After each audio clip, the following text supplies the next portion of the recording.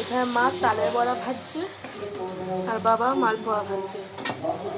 দুজনে কেউই কথা বলছে না, আর ভোগ রান্নার সময় কথা বলতে নেই, তাই মা আমাকে বলেছে একটু ভিডিও করে দিতে।